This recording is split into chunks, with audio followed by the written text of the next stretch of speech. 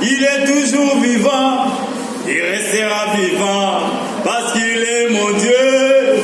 Yesu Nzambelanga, talana belelio, talana kumisio, yakoko telanga.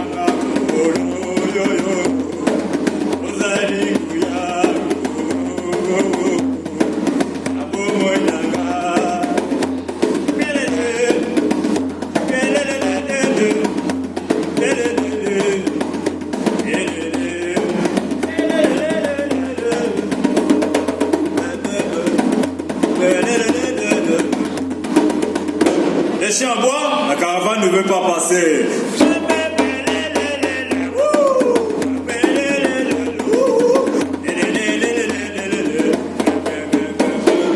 Il y a solo, il est vivant, Seigneur. Jésus.